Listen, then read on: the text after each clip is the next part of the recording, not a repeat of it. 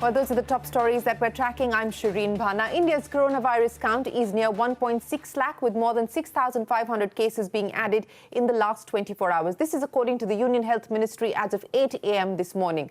Maharashtra continues to be the worst affected state, with cases moving closer to 57,000. Tamil Nadu, Delhi and Gujarat follow Maharashtra. These four states contribute to more than 70% of the total infections in India, and they are the only ones to have crossed the 10,000 mark so far.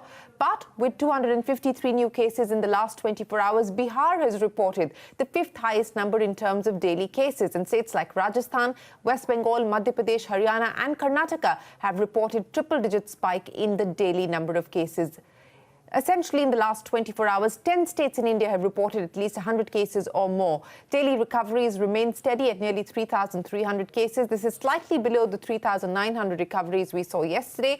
But on an average, we have seen over 3,000 recoveries consistently in the last few days. Another encouraging number is to do with testing. According to the ICMR, nearly 1.2 lakh tests were conducted in the last 24 hours, which is a record number so far. But India still lags far behind the worst affected nations when it comes to the number of tests per million population. Well, that's the latest as far as the COVID count is concerned. But here's more from the Supreme Court, which has put the onus of transporting migrant workers to their homes on state governments. In its interim order, the Supreme Court has said that the cost of transporting migrants must be shared by the state of origin and the destination state. Migrant workers and their families will not be charged for transportation either by road or by rail. In addition, the state government will be responsible for feeding and sheltering these migrants till transportation is arranged. Ashmit Kumar joins us now with more. Ashmit, so the responsibility on transportation, on food, shelter lies with states.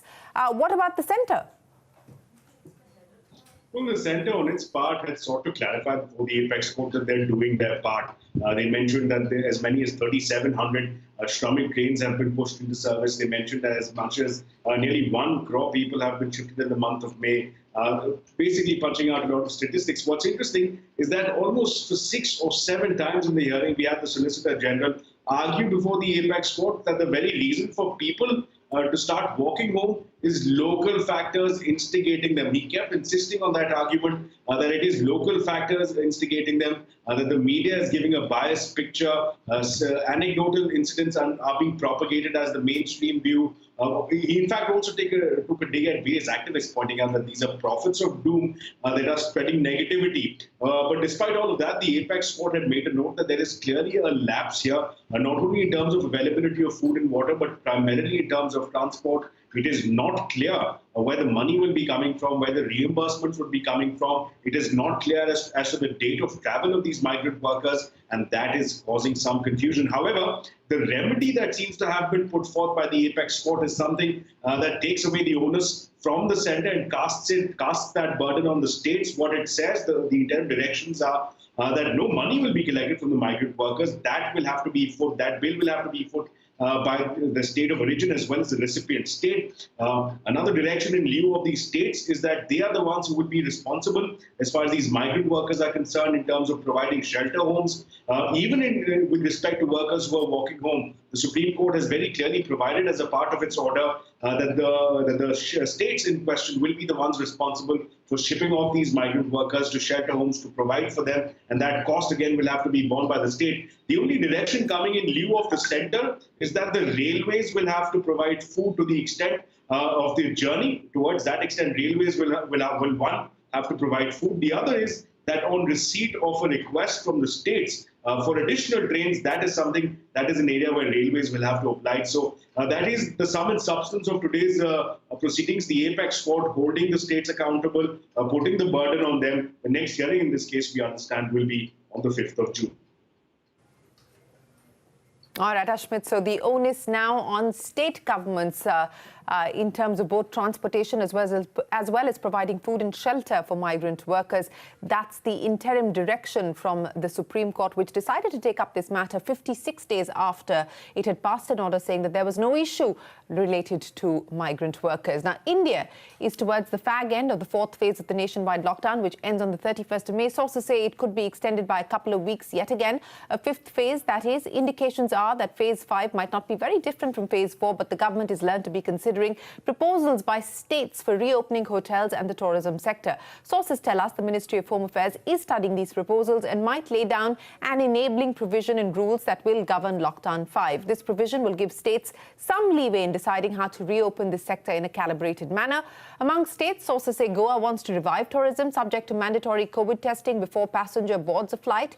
Karnataka, meanwhile, is learned to be in favour of hotels being reopened, but with strict conditions. Karnataka has argued that this is the logical step now that airline operations have restarted. Remember, these are just proposals that are learned to be under consideration. A final decision is yet to be taken. And while there is no official word from the government on whether the nationwide lockdown will indeed be extended, 72% of respondents to a local circles poll feel that the lockdown in 19 high virus load districts of India needs to be extended by 2 weeks. This compared to 45% of the respondents who had backed a lockdown extension in these districts on the 12th of May. Now, another survey conducted by local circles covering over 65,000 citizens across 280 districts reveal that 62% citizens feel that the Modi government has met expectations. Joining us now to talk about both these surveys is Sachin Taparia, the chairman and CEO of Local Circles. Sachin, let's start with the survey on the lockdown because we are getting closer to the 31st of May and it looks like lockdown 5 is upon us. So the trend and the change in sentiment that the survey is picking up on seems to be linked to the fact that we've seen cases rise and rise quite significantly. Absolutely, Shireen. I think the last 10 days since we had the last program where we talked about e-commerce not opening, I think some of those things have been addressed. And what has happened is I think people were hoping that now that it's been 45 days now that the summer is at its peak, things will start to slow. But instead, what's happened is now your average daily cases are between 6,000 and 7,000, each day. And I think that is what has led to change in the sentiment, where, there are numbers floating around that if it continues like this, you will have 10 lakh cases by the end of July.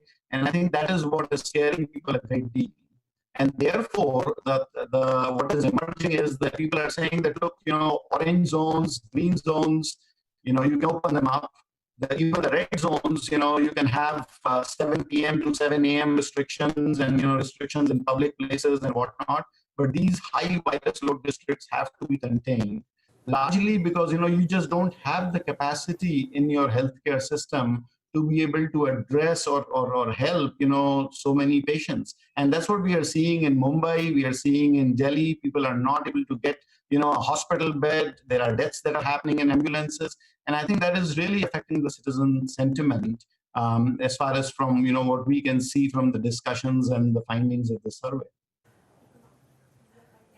Yes, but that's more sentiment, because even if you go beyond anecdotes and you look at the facts on the ground are very different. In fact, I had the Delhi Health Minister Satinder Jain yesterday categorically stating that there is no issue as far as hospital beds are concerned. In fact, the infrastructure is geared up to cater to the current load factor, and the Delhi government is also ready to ramp it up to 8,000 beds if need be.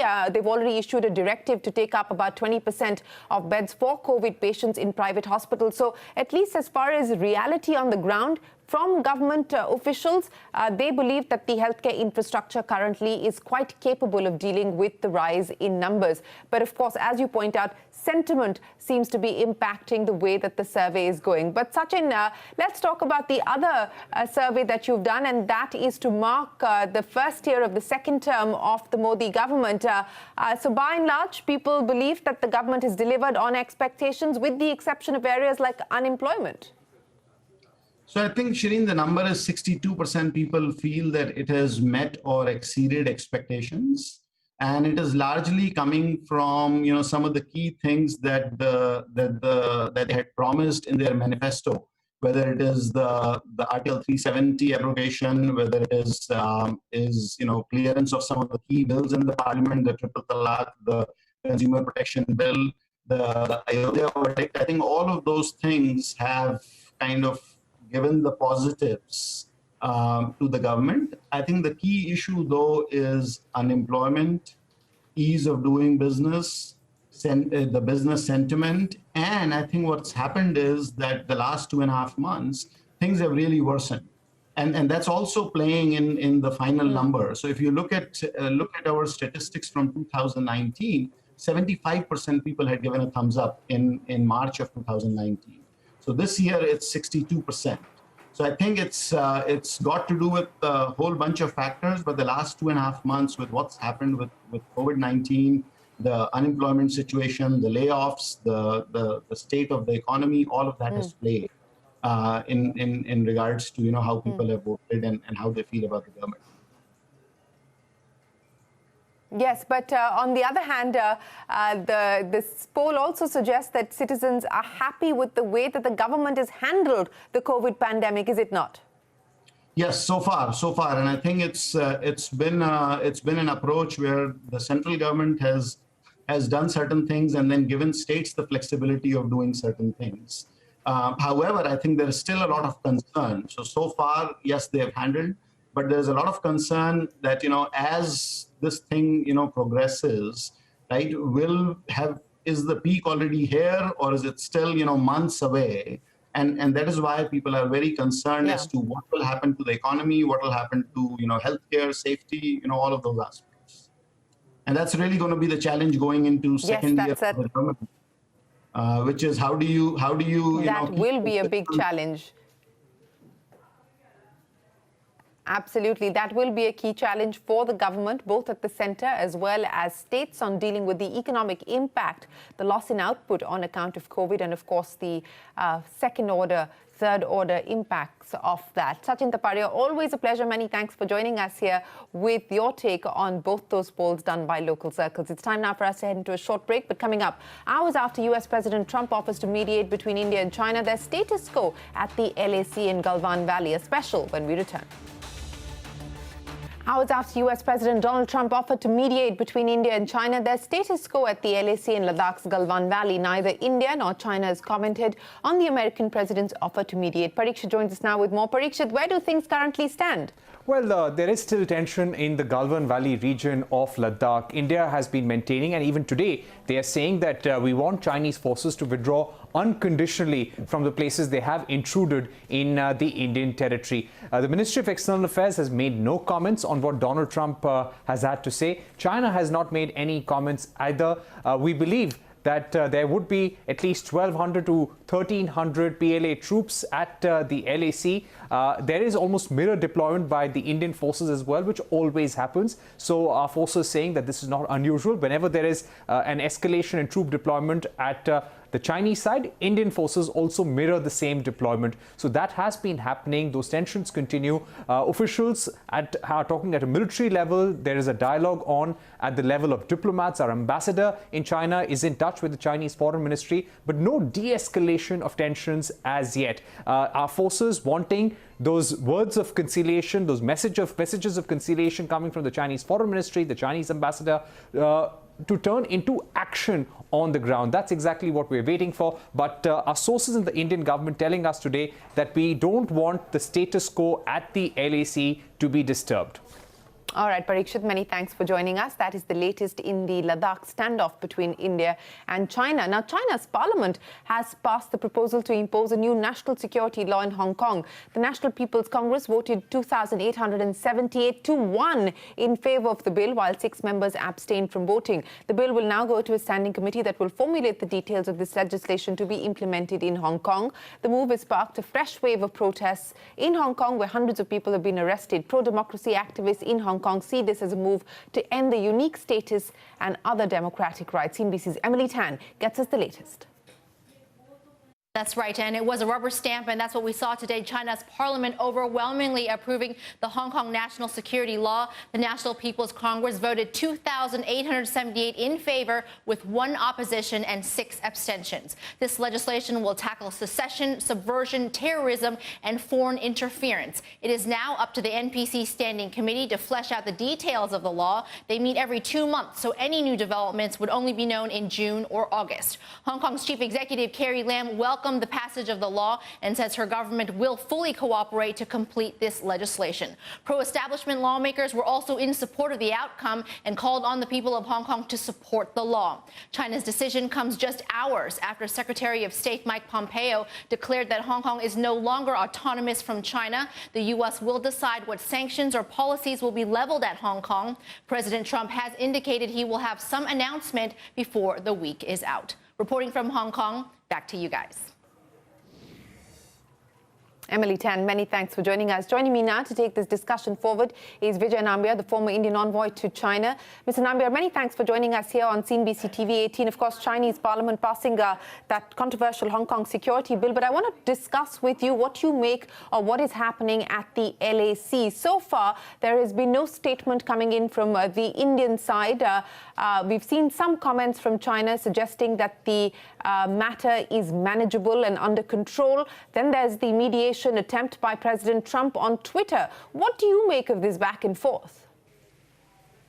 As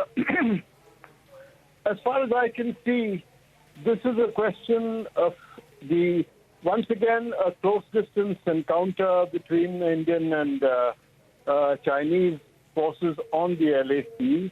And as it has been in the past, I think it is important for India not to be, in a sense, caught by surprise. And I think at least as far as we can see so far, the Indian troops and the Indian command have been fairly careful in terms of standing solidly on their positions and not blinking, as it were. What do you believe is the genesis for this latest standoff between the two sides? Do you believe that it's linked to India's efforts to develop infrastructure around that region? What do you believe is the cause for this?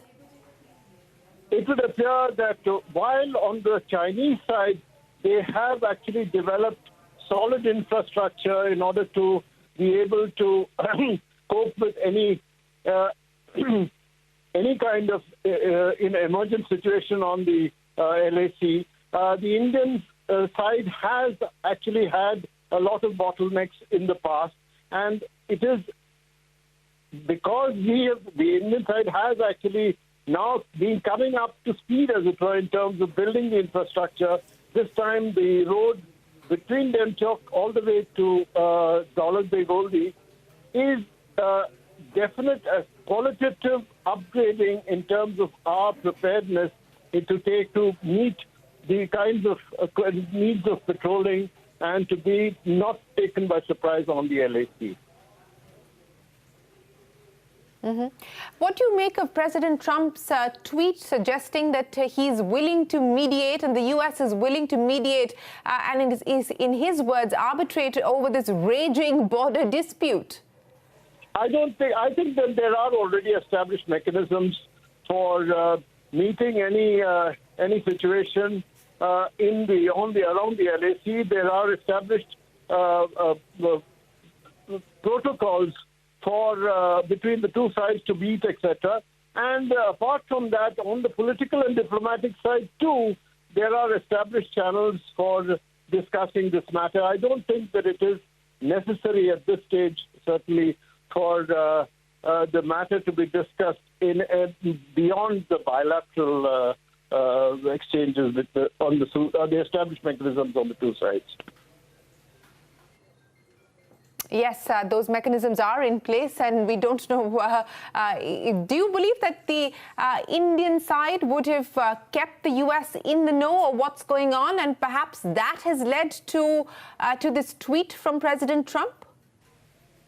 It is not unlikely that there may have been some discussions, consultations, or in general between the two sides. And this may have come up, and I think the Indian officials may have brought it to the notice of the U.S. side in terms of what the situation is and the measures we are taking to cope with it. That's right. It might have come up in the course of discussions. But Vijay Nambiar, thanks very much for joining us here, the former Indian envoy to China, on the latest developments, the tensions at the India-China border and what we are seeing. That offer to mediate coming in from President Trump. Of course, neither India nor China reacting to that.